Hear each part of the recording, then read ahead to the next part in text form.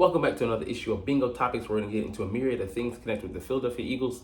First up here, looking at the pros and cons of the schedule that's been released, as well as looking at bringing in another safety.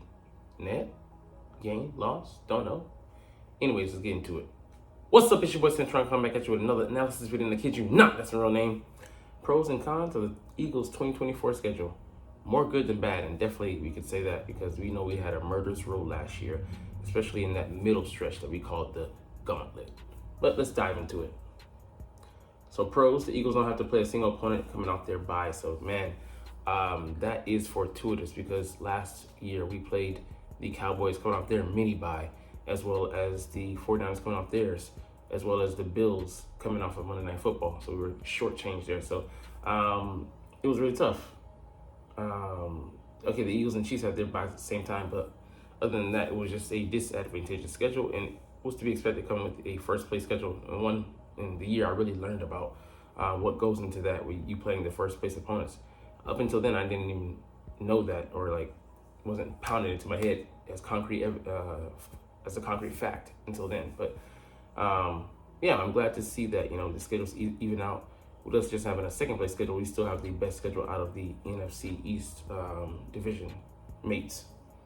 The Eagles will have a bye week rest advantage over the Cleveland Browns in week 6. So we have that our bye week, our beak. I'm sorry calling that because we are birds of prey. Anyways, in week 5, and we'll get to the downside of that. 3 straight. We saw that with the 49ers last year, where they lost to the Browns, and then I think it was another team they were unexpectedly knocked off by.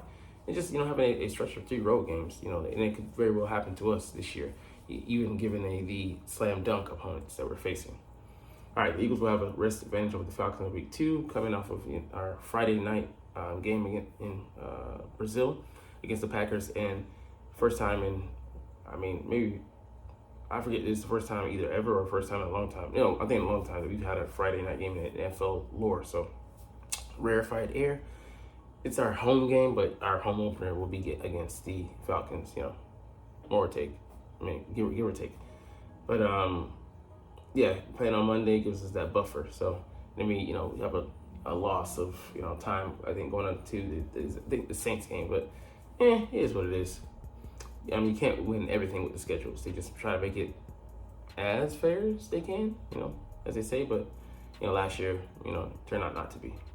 The Eagles don't have to deal with an obnoxiously difficult stretch. Okay, the gauntlet. Yeah, so our toughest games this year will be back-to-back road games, Los Angeles Rams and Ravens. We did Rams last year and then Ravens. So I would have that probably slated as a loss. It's going to be just a tough game, a tough opponent to begin with.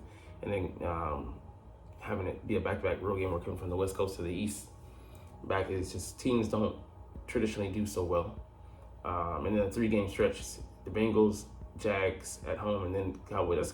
I think that's our toughest stretch because all 3 of those opponents we definitely could lose to, and the Bengals definitely could be an L with Joe Burrow being back in the fold. The Jacksonville Jaguars could be a toss-up, and then the Cowboys, we split, and I think most of the past 5 or 6 seasons. So 2002 and 2023, even as horrible as we were last year, we split. The Eagles have a rest advantage of the Rams in week 12. The Birds coming out to post Thursday night football mini bye. So that's nice to have going into that game because we're going to be traveling across the country, like I said, switching time zones 3 times and then landing to face them. But we did well against them last year, and they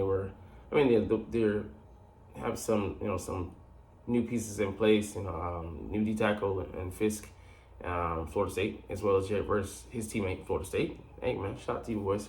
But hopefully you failed in replacing Aaron Donald, which is a huge loss. So see how they're doing with that. But Puka Nacua is stepping into his second year, so there's a lot of things there to like about the Rams team. And Matt Stafford, another year moved. He was relatively healthy, but he didn't close out the season as our former backup, who beat them. When we had that Super Bowl campaign, Carson Wentz came in to relieve him. So a lot of moving pieces there. I don't know if he's still there. He re-signed with them, but yeah, wishing them the best of luck when they're not playing us.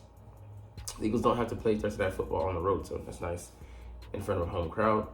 The Eagles playing Thursday night football in week 11. as opposed to following week 5. So it gives us a little space. So there's a lot of space within the schedule. It doesn't get too tough for too much of a stretch. Like I said, 2 back-to-back road games and stretch of 3 opponents. I think on the road, at home, and then on the road.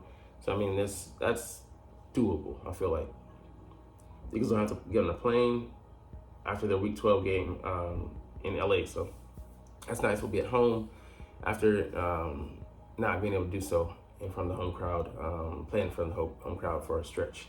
We'll get into that later. Getting back to last year, let's see.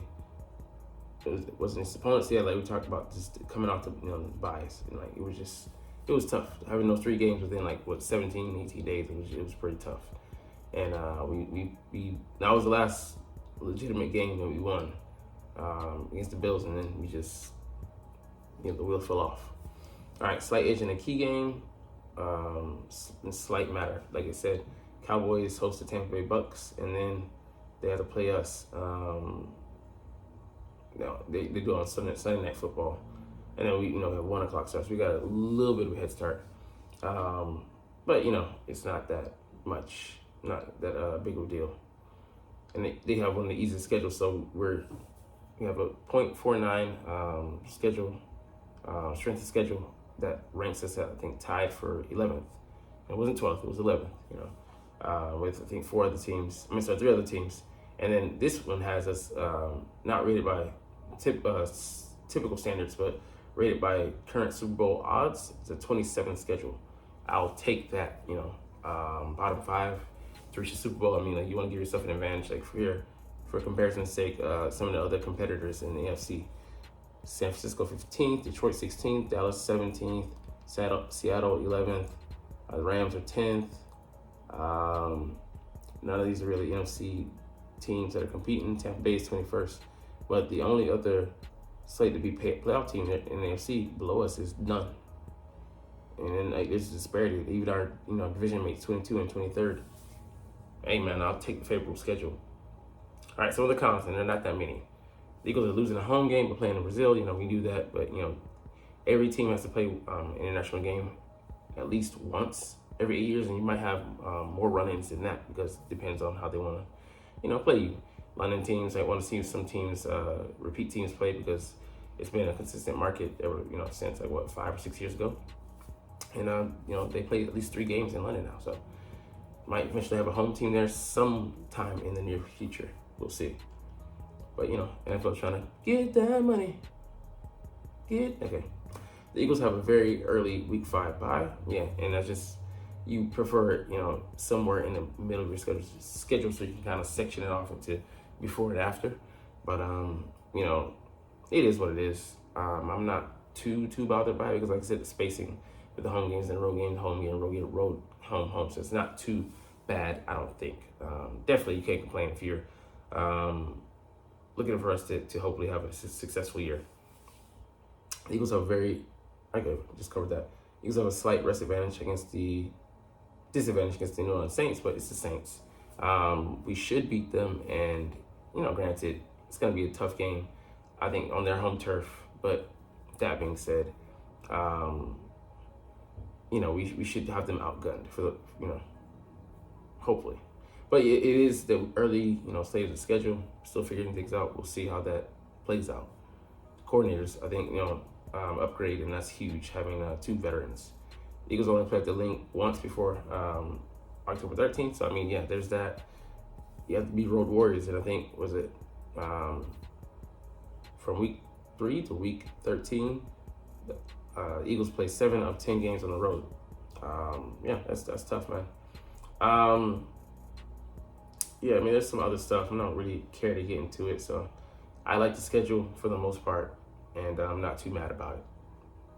All right, so speaking of that schedule, we're going to go over this. I'm going to do one of my own personally, but probably do one for, a day, to keep the doctor away for medicinal purposes. But no, just to get a gauge of how people feel about the Eagles, and that's very important to get, just not to, to hype ourselves up, but to just get a good, consensus on, okay, what could be some of our hidden strengths and weaknesses that aren't apparent. Other people are seeing things I'm not seeing, and the like. All right, anyways, win-loss record predictions for the 2024 games. How do you see Philadelphia faring this season? Interesting. So they have us losing against Green Bay, and I can say this could be a toss-up. Because they're going to each side is going to put a tremendous amount of effort into studying each other's offense, defense. Their defense is new. They have a new coordinator. The offense is the same guy, LaFleur. The pieces are more matured. Our defensive offensive side would change, so I think that air of mystery should give us an advantage, but that's just me speaking. Neutral ground for both of us, kind of, outside of the country, and anything could happen. I'll just say that. Atlanta, I agree with that. Should be a win. They're adjusting. And, Kirk Cousins, we beat primetime Kirk a lot. New Orleans, they just haven't been consistent, man, in a while. So, a win. I agree with that. And the Bucks, we did the same thing we just did last year. And it was, I think, week 4 again, figuring things out early going. Baker was very good out last year. He hasn't been consistent. I'll just say that. We have a bye. Then Cleveland. It depends a lot. How does Deshaun Watson play? I think that really breaks the game. I agree with that. A win. And then Giants, we say more. They're just talent poor at this point. So, should give us more of a run when Neighbors is more up to speed, and if Daniel Jones is still healthy. The Bengals, I have no problem saying this could be a loss, but a lot of things have to play out. But I love these measuring stick games because we're gonna see how good the changes have been on offense and defense with our coordinator. So could be a toss up, but I wouldn't be mad saying it's a loss. Saying it's a win, I want to see how they do with the new defensive coordinator as well. I think Mike Caldwell, the guy who was a candidate here, but looking at it, I'm glad we brought in who we brought in. Versus some of the other guys. There was only a couple of other guys I would have wanted to go with. Rex Ryan, what's his name? The former Giants coordinator, Wink Martindale. And it's just because they're blitz heavy, and I think we could excel in running those games. But anyway, we decided to go with what we feel is safe. And not saying we feel it's inundated safe, but what we feel safe going with, I should say. Let's see. Yeah, but Press Taylor. Yeah, when you say it like that, it should be a good matchup. And I don't know. I really want to see how weak this team is. I can't say I agree with it, but I can't say if we split, that'd be the more accurate prognostication. And us beating up on a Washington team, we should be screwing Jaden Daniels over. Like I said, second go round could be tougher, but we should win that.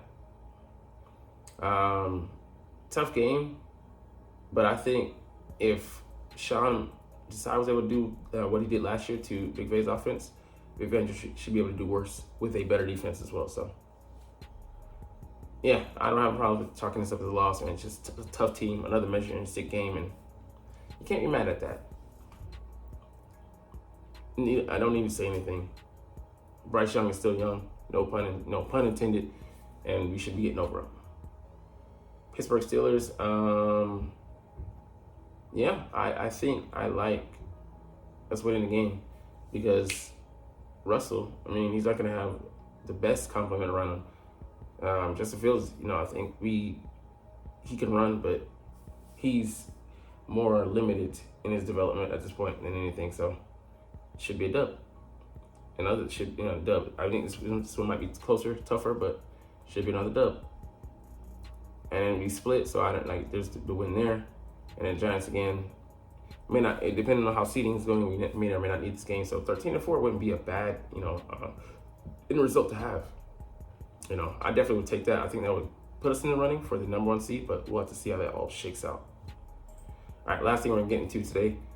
Eagles could sign ex-Cowboys safety to bolster defense and free agency. So I'm not saying that I'm sold on this guy, but he does present a huge and interesting size profile. And Jaron Kearse, he's 6'4", 215, sizable guy. He can move. Was it last year? A pick, 1.5 sacks, and 72 total tackles. So about $6 million. That's a little bit too rich for my blood. Might as well go ahead and get a better safety. But I would say maybe I don't see him coming here. But what about Justin Simmons? And I think the thing with him is the money and then the playtime, because with Reed Blankenship, he's going to come in and compete with him. But would he be happy to do that, or is he wanting a guarantee to to start? So there are some other a few other guys on the market, and then seeing how maybe some of the free agency cuts go.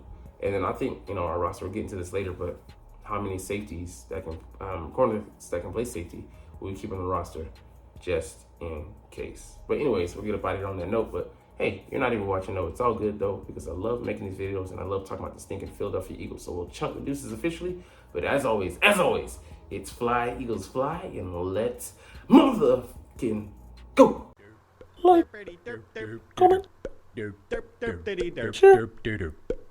subscribe if you want. Thanks for watching. Check me out at Cintron, Cintron Anime, Cintron Life, or Cintron Laughs, or other social media.